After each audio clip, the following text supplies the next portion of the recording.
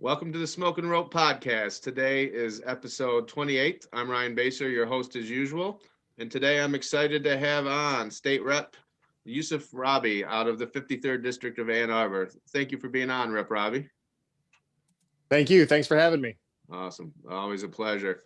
And over in Lansing today, Kevin Pybus, Truu Cannabis. We got the helicopters flying over us at the Capitol. What's happening over at Geyer?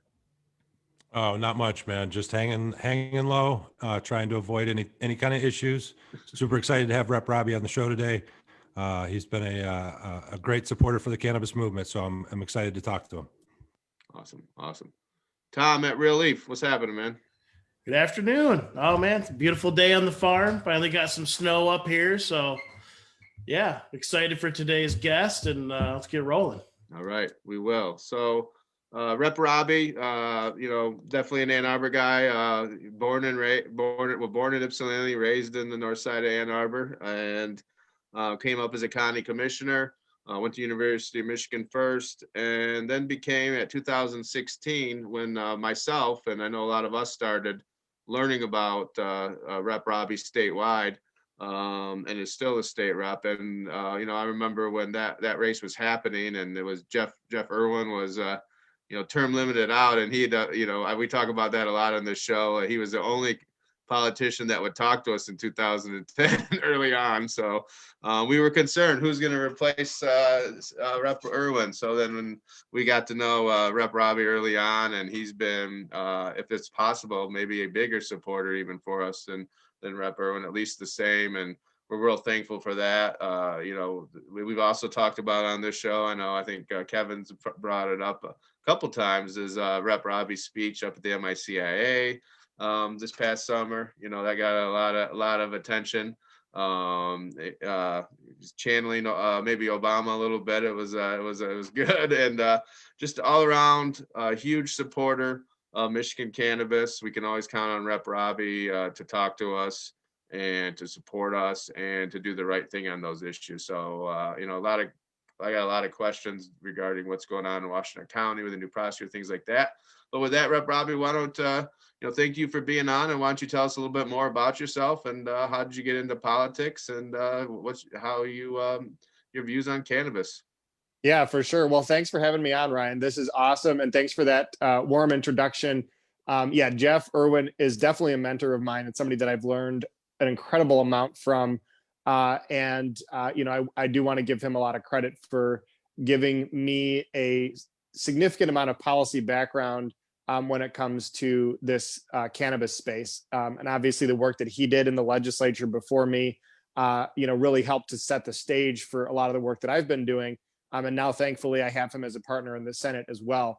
So that's been fantastic over the last couple of years to have his help and support in that role. But I got involved in politics pretty early on, actually. I credit actually my foray into politics. I go all the way back to my preschool days, and in my preschool, I was going out into the environment basically every day. It was a preschool that was very outdoors focused, and one of the things that we had done was we had adopted a segment of a creek near the preschool, and it was our responsibility as kids to go down there and learn about the creek, pull trash out of the creek, plastic bags, shopping carts, stuff like that. And it was a really cool experience to be able to steward that natural resource right in our own backyard. And then to learn about how everything that we did at our homes, whether it was putting, pesticides or herbicides on our lawns, or the oil that came out of the cars, that all ended up going back into the creek. And that really gave me from an early age this sense that, what happens in our community isn't really just something that happens in your backyard. It's something that impacts your whole community. And that really got me thinking a lot about environmental issues, about public service, about stewardship.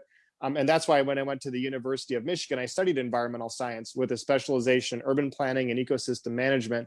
So I was very focused on environmental issues, very active on environmental issues. In college, I also got really involved in anti-war activism. That was during the time that the wars in Iraq and Afghanistan were happening. And I was really leaned in on that, organizing protests, anti-war activities. And then also a lot of labor activism. I was part of a group called Students Organized for Labor and Economic Equality. We staged a sit-in President Coleman, the president of the University of Michigan's office. I was one of 12 students that was arrested as part of that protest. And frankly, I think that moment, more than anything else, was what kind of propelled me into this space. This not just wanting to be an activist and fighting for these causes, but wanting to then be a policymaker as well, and to be able to channel some of that progressive activism for environment, labor, anti-war, all this stuff into the space of policymaking and serving the people of my district and the state of Michigan. And then, of course, my connection to cannabis. Obviously, there's so much in this space that I'm passionate about. Whether it's, but one of the big areas is, of course, the criminal justice reform, and seeing the massive racial inequities that have evolved and resulted from the war on drugs that's been ongoing, and really a desire to not only, I think this was something that my former colleague Sheldon Neely said at Hash Bash a few years ago. It's not just about freeing the weed; it's about freeing the people, and we need to be really focused on that cause of making sure that those that are currently in the prison system or still have criminal records are able to, for things that are now legal, we need to make sure that we're getting those people, out of jail. We're cleaning their records and getting them into the cannabis space if they want to be, to actually start owning companies and being part of this economic boom that we're seeing within the cannabis space. So really passionate about these issues, really glad to be on this call. That's just a little bit about me, and happy to answer any questions that you guys have. So thanks, Ryan, for having me on. We appreciate you being on. And one thing I've become, I guess, forced into, we had to get into politics, and especially local and state. And now I've become kind of I don't know if it's a hobby knowing what's going on a little bit or just whatever, but I'm pretty curious to hear what you think about. Obviously, Speaker of the House Chatfield is gone, and you have a new Speaker of the House is Jason Wentworth out of Farwell, and he's probably considered, even if that's possible, a little more conservative. So like, what's your take on things in the next 2 years? I know we've seen stuff on MERS and stuff lately on things as far as what the Republicans are saying, but do you expect to be able to continue to do criminal justice reform like we did with Chatfield being there, or do you what's your feelings on that? I'm not sure yet. The jury's still out, no pun intended, but I do think that there is going to be some space to have that conversation. I do get the sense that Wentworth is going to be a little bit more focused on things like transparency in government, those types of initiatives. It seems like that's an area that he's looking at. And obviously that's been a topic of focus for myself and a number of other Democrats. It's been a top priority, cleaning up government, making sure that we can have, that the public can trust what's going on. And one of the things that I had been working on with Representative LeGrand early on in my first term, and then it evolved in our second term to a bipartisan effort, was actually doing financial disclosure. Right now in the state of Michigan, we are one of 2 states in the entire country that does not require people that are running for public office statewide to disclose where they get their personal wealth from. And what that means is that when you're on the floor voting on initiatives, the public doesn't know if you have a conflict of interest on the things that you're voting on. That's unacceptable. And again, 48 states in the country have laws that require financial disclosure. We don't. And so we need to change that. And that's an area where I'm hoping that we can work with the new speaker to hopefully get some movement on those. Now, again, that's not to say that we're not going to do work on criminal justice reform. I think there's a lot that still needs to be done in that space. And I plan to be, continuing to push the envelope on that and to push for good policy changes in that space. But that's just the sense that I get in terms of what his priorities are versus what we saw out of Speaker Chatfield. So remains to be seen. Cool. Hey, Yousef, Rep. Rabhi, this is Kevin Pybus over at Truu Cannabis. I was up at the MICA summer annual that Ryan was referring to when you gave your social equity speech, and you had that place just really fired up. And I just wonder where it is that you get your passion for politics from, and what was the moment that you had that really told you it was time to back the cannabis movement? What was it that motivated you to be so forward about it when others haven't been? That's a great question, Kevin. Thank you. And you guys can just call me Yousef if you want. You wouldn't have to be so formal on the call. It's up to you. No, it was really a pleasure to attend that conference. And I tend to speak from the heart. I don't usually prepare comments beforehand. And so that was really for me an opportunity to talk about some of the issues of why I'm passionate about supporting the cannabis industry. And frankly, I think that there's a huge opportunity right now for the cannabis industry to be a leader in the social equity and social justice movement. And that's really part of why I, connected so strongly to this space. To be frank with you, I'm not a cannabis user.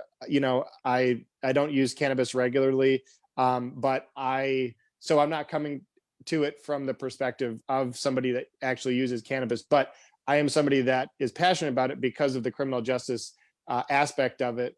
That's one aspect of it. The other aspect that I've always talked about is the safety aspect of it, right? All these people are always arguing, against legalizing cannabis because they say, oh, it's a gateway drug, it's this, it's that, all these arguments that they always use. And so my argument for legalization was always like, hey, this is an opportunity for us to bring it into a space where, where there's more safeguards and rules and regulations around how cannabis is grown and how, consumer safety is really important to me as well, making sure that people who are using cannabis are using it safely and that the product that they're using is extremely safe. So that's another space where I think, there's a lot of passion, but the core for me is really saying, okay, we have this war on drugs that has failed our country. It has failed because, and I was on a call actually with Ryan not too long ago where I talked about this, but, where we are in a space right now where we're seeing all this overt racism and, these groups that are coming out and, displaying their, Confederate flags and stuff like that. And to me, that is the tip of the iceberg of a system that is inherently racist. And what we saw with the war on drugs over the last several decades is that systematic racism playing out day to day on the streets of America, where Black and brown individuals were getting arrested at higher rates, getting locked up at higher rates. And now we have a system, now that we've transitioned into a legal market, where unfortunately we're seeing a lot of opportunities for our, basically white individuals getting into the market, where the folks that were in the market doing stuff that is legal now are currently in jail or are currently have these criminal records that don't allow them to get jobs, that don't allow them to earn a living, to grow the capital necessary to start a cannabis business, and really creating that the continuation of that systematic racism today that makes it so that only some people can get involved in the industry. And so part of my passion now is, how do we make sure that everybody has a space in this cannabis industry that is able to access the this burgeoning market? And one of the ways I think we should be doing that is that we should be outwardly looking for people that have had cannabis convictions in the past and reducing the barriers to entry into the industry, whether that's, licensing, whether that's capitalization requirements, helping them to get into the legal cannabis industry, because I think that's a matter of justice. It's a matter of restoring something that society has put as a burden on those individuals, again, whether a criminal record or years in jail, and restoring them to a level playing field, frankly, and giving them an opportunity to enter back into the space that they had been criminalized for in the past. So that's a passion of mine. That's something that really has got me involved in this space. But there's so many opportunities to break down these barriers, and that's really what I'm here and passionate about. Yeah, hey, Rep Robbie, Tom with Real Leaf. How you doing? Doing well, thanks, Tom. I think you're muted, brother. You're right. Sorry about that. I do it every time. All good, as a self-made cannabis business person, as is Kevin here, you see, we come from a different position, kind of a unique position where we have overcome a lot of the hurdles and we know firsthand exactly what the barriers are for entry and in order for people to get into the cannabis industry. I said it before, I really believe there needs to be some kind of bridge program that allows people that are coming out of jail for once we've actually achieved freeing people for cannabis convictions, getting them down a pathway if they would like to enter whether it's like maybe they want a job, there isn't like a place as a business owner to go that specifically says, hey, this person has done time. They're a grower. Maybe they're amazing, but now they can't work in the industry. If we can get those barriers down, if there was some kind of, database that we could, look at, if there is a specified like employment type agency or something that we could develop in order to give people a more of a single line to employment in the industry, that would be helpful for us, for us as business people, like what we can do directly to help impact the the social inequity that's happened, especially for people that, people of color, for us, we also need the resources to have access to those people and know who they are. And that would be extremely helpful for us. I do think that there are other industries that also could bear some of this. The fact that the first African-American owned brewery just opened at the end of 2020 in Grand Rapids, after, decades and decades of the craft brewing rush in Michigan being one of the best, states for beer, let alone cannabis. For other industries to step up and say, yeah, this is true for cannabis, but it's true everywhere in this whole country. We know it. People have been screaming about it for decades and decades. And, there needs to be some type of consensus as business owners and as, state government really need to work together to see what we can do. I love those ideas. Yeah, I think that's spot on. And that's what we should be thinking about. I like the idea of having a database almost of saying like, hey, these are the people that, that did time. This is what they have experience in and a great opportunity for folks to hire them. And I think you're right that there needs to be, frankly, Black ownership, Black business ownership, just as it needs to grow across the board. You're absolutely right about that. Your example about the breweries is spot on. And I think in this space, in addition to employment, what I've tried to emphasize is ownership is key. Ownership is key because people get to, plot their own destinies, build their own generational wealth that has been taken away for so many generations from Black and brown people in this country. Ownership helps to rebuild that. And so in addition to what you're saying around, making those hiring practices, that are specific to folks that are currently or past, incarcerated, but also looking at ways that we can expand business ownership. I think that's spot on. Those are all great ideas. And that's exactly what we need to be looking at right now in this country and in this state. And the other piece, getting back to Kevin's earlier question that got me, I think one of the hooks that got me really interested in the cannabis space too is the medicinal aspect of cannabis and how it has helped countless people to overcome diseases and ailments across the spectrum of different types of diseases and ailments, and to just see and hear from those individuals who have been personally impacted by the medicinal beneficial qualities of cannabis. That has been really remarkable to me and something that I wasn't personally aware of until I actually got involved and elected to the office of county commissioner and then state representative. So we have a lot of work to do to educate people on all of these issues, and this industry has a role to play in that. Cannabis can heal the world. Right on. Like I said, Rep Robbie, in the past, it's almost criminal, the hypocrisy of how cannabis has been treated over time, to not even deem it have any kind of medicinal value whatsoever for the last 60 years. I mean, it literally, it's criminal. We're finding out every single day a new use for it. There's been talks about it having an effect on COVID. I mean, it's just unbelievable that the denial could run so deep. And like I said, it's to me, it's borderline criminal. And I feel like at some point somebody should be held accountable for where we're at in today's society when it comes to marijuana and marijuana specifically as a medicine. And that's where I think you start looking at, industries like the prison industrial complex and all the people that have benefited from the incarcerations that have occurred, whether it's private companies that own the jails. Frankly, in the state of Michigan, we had a private company running food services for a long time, which we then switched out of that, thankfully. But all the people that have benefited from a massive rate of incarceration in this country are the people that frankly owe reparations to the people that have been incarcerated, of all, different backgrounds that have been incarcerated because of this.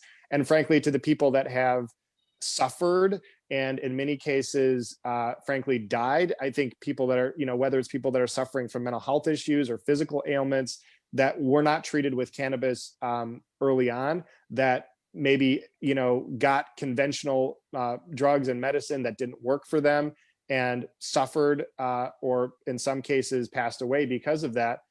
Their families are owed something from a government that has continued to perpetuate this, and frankly from private industry that's benefited from it. And the other side of it, in addition to the prison industrial complex, is the pharmaceutical industries that have, I think, been part of the agenda to push cannabis into a space where people didn't see it as a medicinal quality because it's cheaper, it's natural, it's something that people can access more easily. Pharmaceutical companies aren't making money off of that, and so they're part of the problem, and they're part of the group that owes reparations, frankly, to the people that have been targeted by the war on drugs.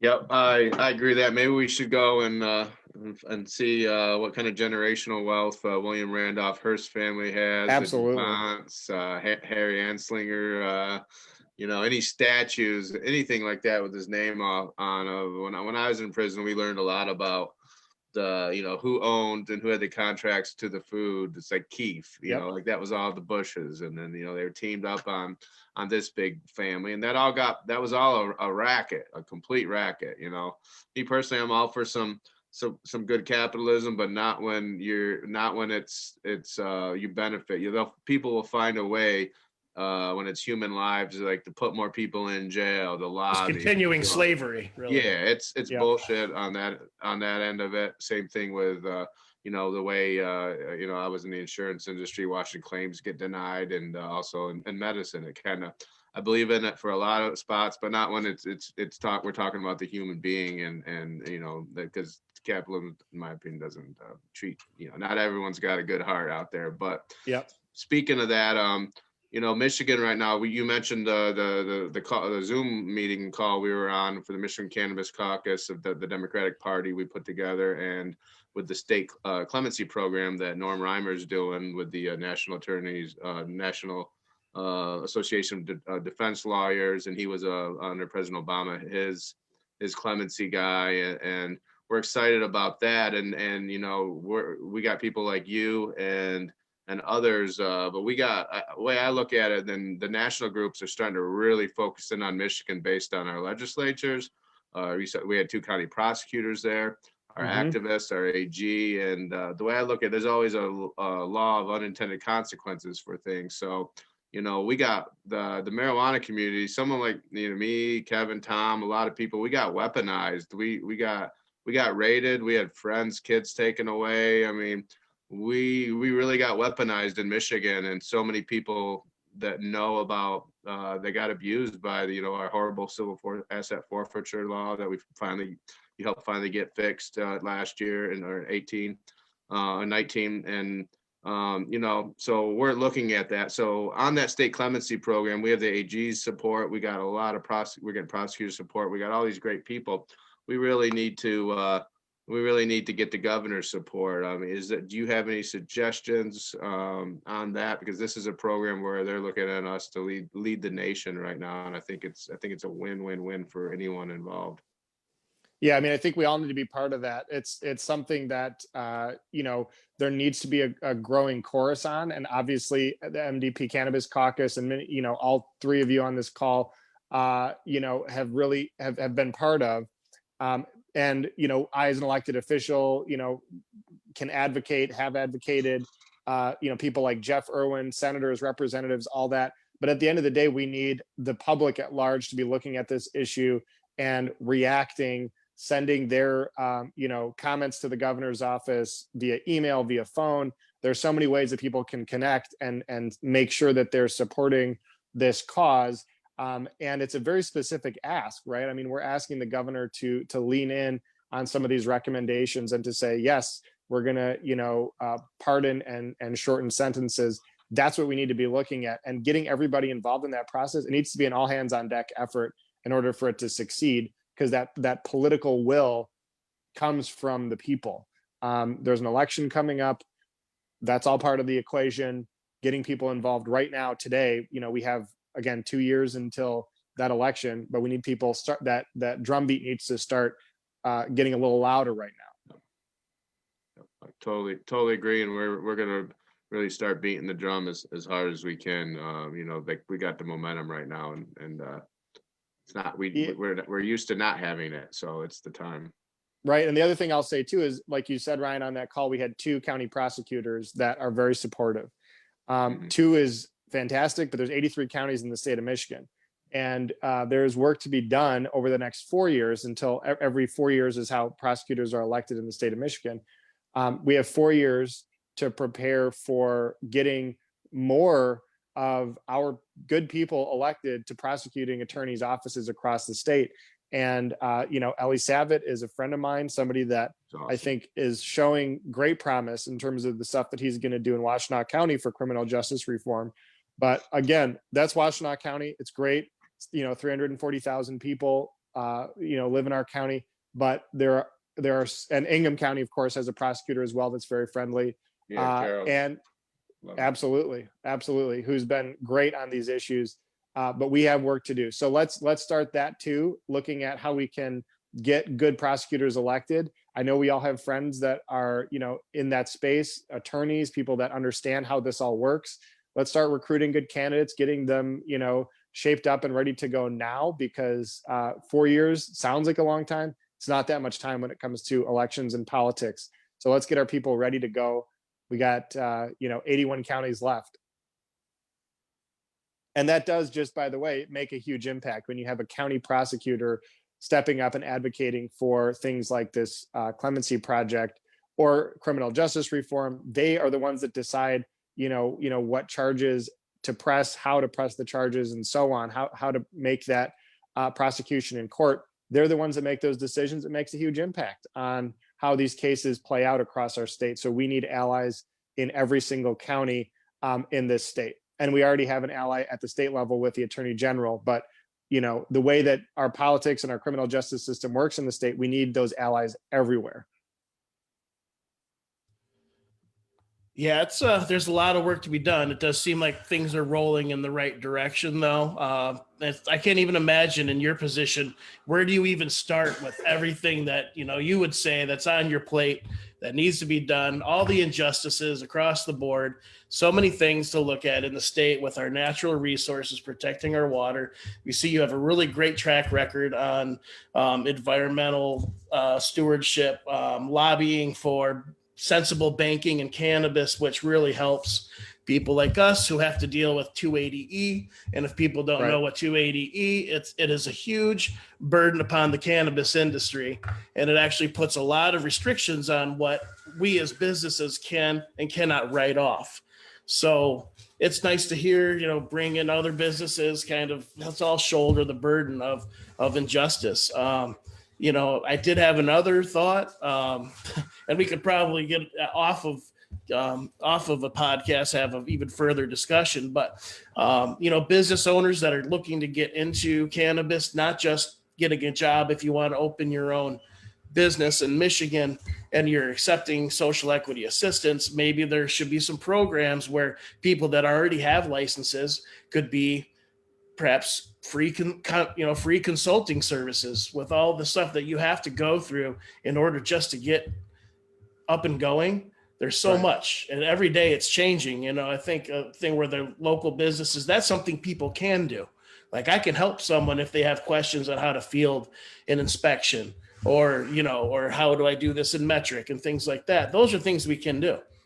And it'd be nice to have, a program where existing business owners can reach out to people that are, that are actually engaging in the social equity assistance and getting things moving, to help people out. That's fantastic. I think a type of mentorship program is what you're talking about, which I think is awesome. Yeah, mentorship. Exactly. Great idea. Yeah. No, that's a great idea. I think that's spot on. And on the banking issue, it was really powerful when we introduced that resolution, because obviously there's only so much we can do at the state level. We need the federal government to act on this too. But we had the backing of the Banking Association in the state of Michigan. They're on board. They are supportive of this resolution. They want the law changed. I bet. Just They as want you our do. money. They want your money, baby. And but it's, that's how you build political power on these issues, is you bring allies together, non-traditional. I mean, it was, we remarked, I think I was talking to Robin Schneider, we were like, who would have thought in a million years that we'd have a cannabis event in the offices of the Bankers Association? And it was the bankers and the cannabis industry and us elected officials all in the same room rolling out this bill or this resolution. And that's powerful. That's how you build that kind of momentum. It's like a Baptist high school dance or something. Everyone on each side of the room, and you can't dance. Keep enough space in between yourselves. Got to have right? Jesus between you. Yeah, that's right. Hey, Yousef, just to pivot for a second, we were talking a little bit about getting more people involved. As the legislation is rolled out for regulating retail businesses, we've yet to really see an explosion of communities wanting to participate. We've only got about 75 or 80 communities across the state participating. What do we got to do different to get other people involved? Do you see a commission being formed to try to rally the troops of the industry, all the players, the state people, and maybe some of the business owners to try to branch out there and get some expansion? Yeah, I love the idea of a commission. I think that would be really helpful. I think some of it is going to be, a lot of it is going to be sort of momentum, right? I mean, I think the other communities are going to look at those that have opted in, and they're going to say, we're missing out. This is a huge opportunity that we're missing out on. And because of the impact to the local tax base, and so I think what should be happening in some ways is if you can work with your local elected officials to kind of say, what's happening with the revenue that the local government is generating? What kinds of projects are you able to do now that you weren't able to do before? Or in this case, maybe it's the impact of budget reductions because of COVID are lessened because we have marijuana businesses in these communities paying, taxes that are helping the local community to survive. But just getting a sense of how that money, how that tax revenue is being used, and then championing that and putting it out there and saying like, hey, the communities that have opted in, they've been able to invest in 5 new police cruisers and a new fire truck or something like that, whatever they've invested in, or a new community center, or they're able to have art programs now that they weren't able to have before. What did they do with the money? And then championing that out so that other communities can look at that and say, hey, we need to buy a new fire truck. Maybe this is a good time for us to, open our township up to, cannabis businesses. So I think that's a big part of it. And then I think the other side of it too is again, getting back to the more social issues as well. I think in some cases, that's where you can make a stronger argument of saying, whether it's access to medicine, whether it's, access to, changing the dynamics around the criminal justice system. I think there's communities where that really resonates, a lot more. So there's different messages in different places. And I do think that there's a momentum issue that will just take some time, but we'll get there. But I do like the idea of a commission as well to kind of be one of the engines to get that message out. Yeah, I think, through my experience, Ryan and Tom will both, I think, back me on this. When I've gone to communities, it seems that there's a lot of fear. One, that somehow that they're going to be prosecuted for their involvement. Two, they're unsure on how the money would be distributed.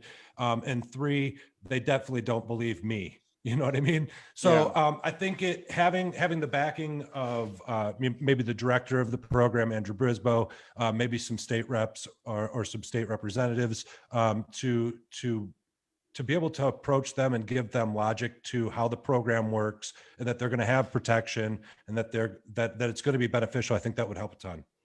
Yeah, and I think that's part of why too, some of the things that I talked about in my speech at the Cannabis Industry Association, and some of the things we already talked about on this call around the civil rights and social justice aspect of it is, if people of color don't see themselves in this industry, they're not going to be advocates for, this industry. And in some cases where you have, communities that are predominantly communities of color, they're not going to be as trustworthy of, frankly, white business owners coming into town and telling them what they should be doing. So you really have to create a space. I think it's ultimately beneficial for the industry to be looking at how do we make a more diverse industry and include more people in the economic success of this industry, because ultimately it helps, to expand the trust and expand the circle of people advocating for this space. And I do think that's a big part of it. So yeah, I think that's part of the equation as well. Well, with regard to getting more communities to opt in, could we have, say, maybe a website that has statements from the communities that have opted in? Like Kalkaska is a great example. I see it every day. Right. There are a lot of places all the shuttered businesses are starting to come back to life slowly. There's a lot of growth happening here.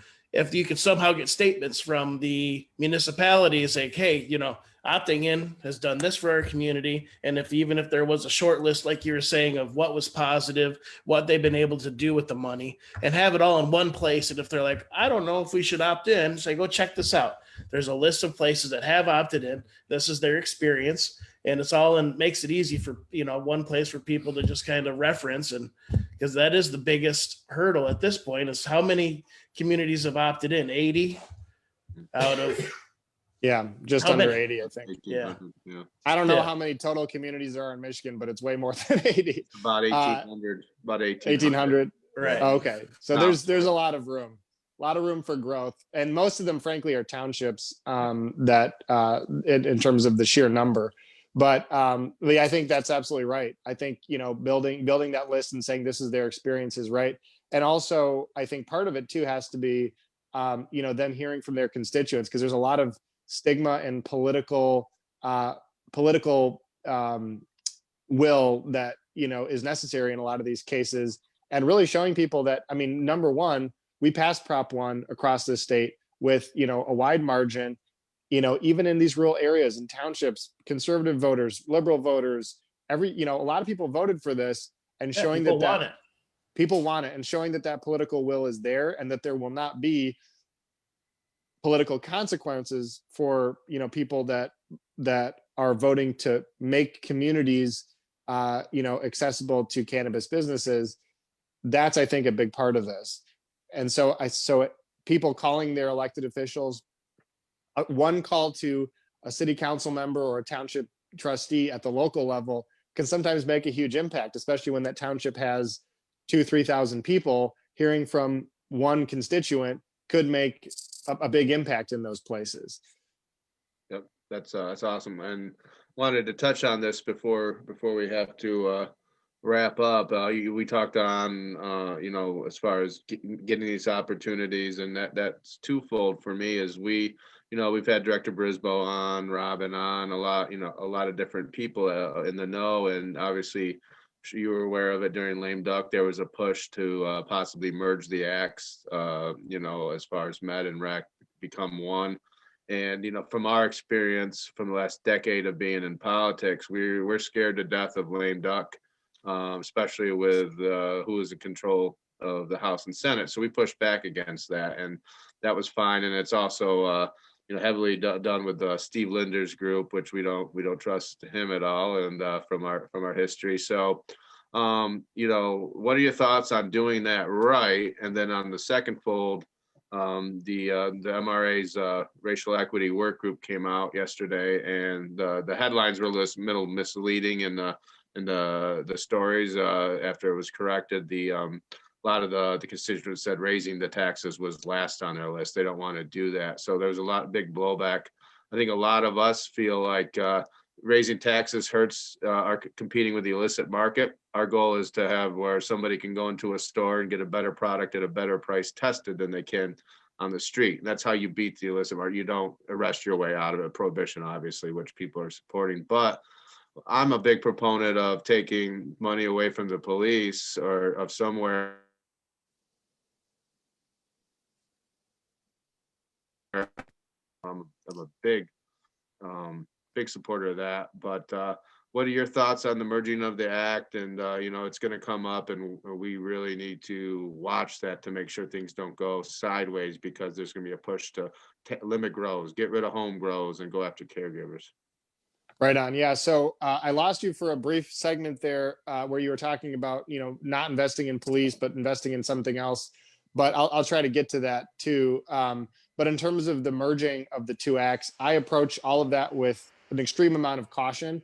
And part of that is because the citizens voted on, proposal one. The citizens voted, in 2008 to legalize medical. So making sure that we are maintaining the spirit of what the citizens voted on is my number one priority. And the citizens did vote to allow for home grow. They did vote to allow for a lot of these things that people are looking at maybe tweaking or taking out.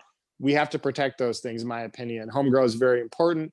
And that is a big part of decriminalization, frankly, in this space. So we need to protect those features. I am always very leery when a consortium of well-financed, large, businesses kind of come together and try to push for policy change that benefits them.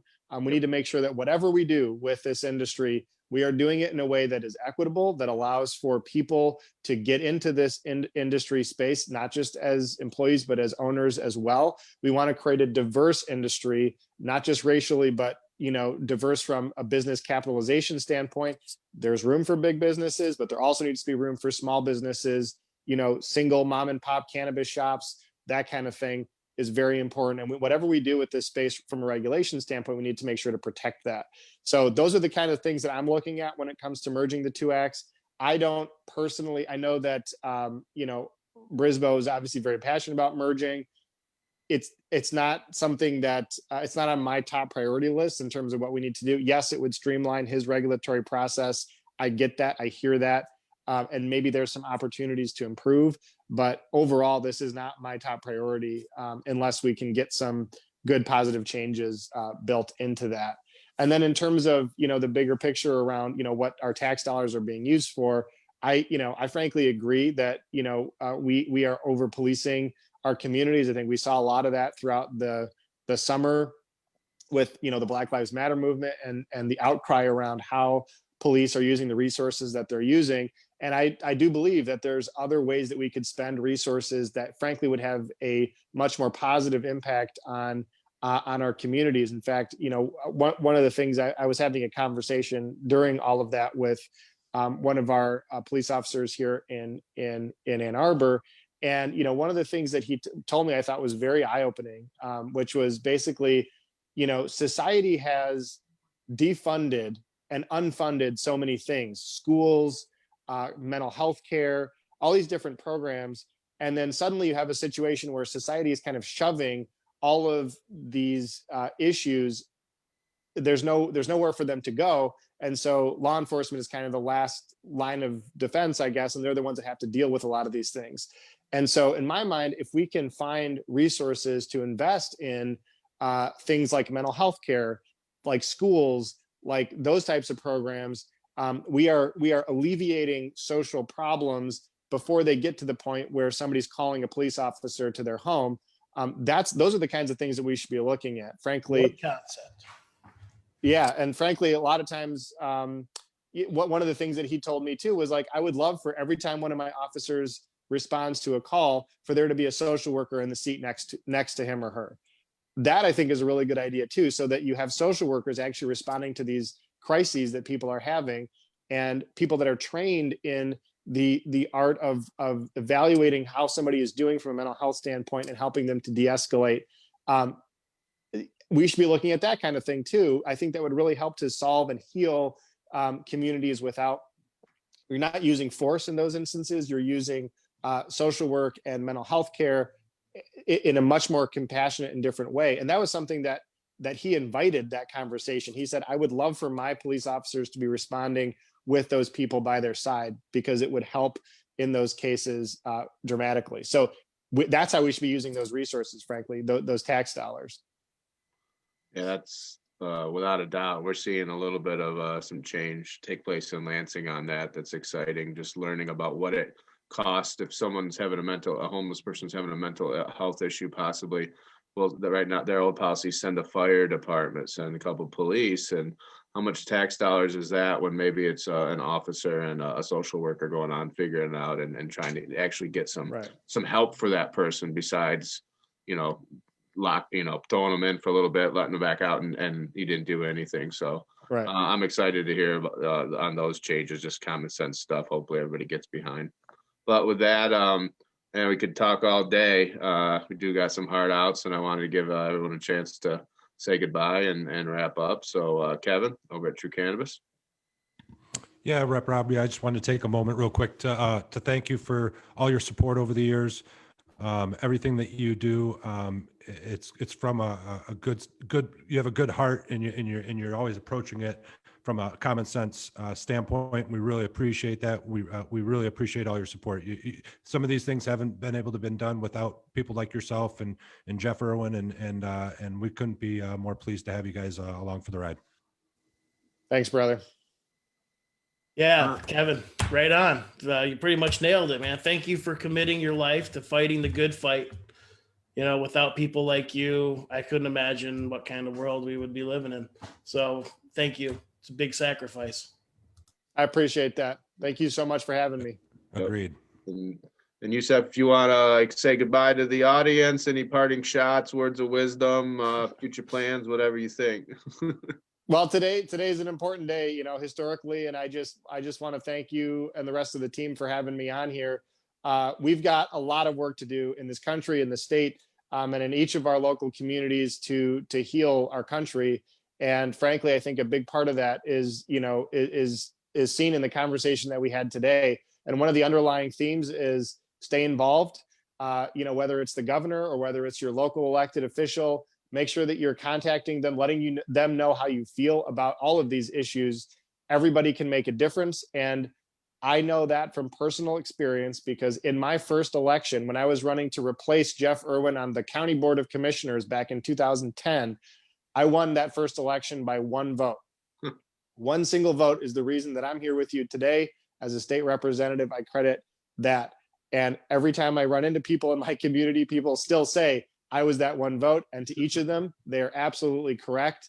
And you too can be that one vote, that one voice, that one person that steps up, that speaks out, and that makes a difference in your community, in your state, and in your country. So thanks again for having me on, guys. And look forward to all the great work we're going to continue to do together. Thank you so much, Rep Robbie. And just that really drove home the point that we've mentioned before. I feel lucky to been able to be a part of the last decade and a little bit longer of criminal justice and cannabis reform, a lot like us. And there's so many new people in the industry that are learning about it or wish they could, or, think about it. Like we need a lot of help right now. So get involved, your local officials, where the marijuana community and industry is infiltrating.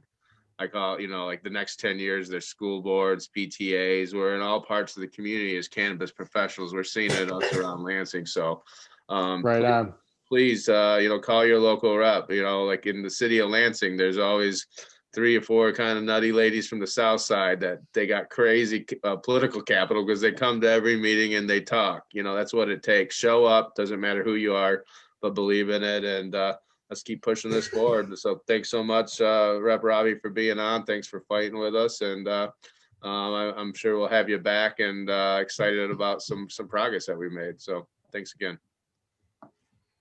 Thank you. You guys. Bye.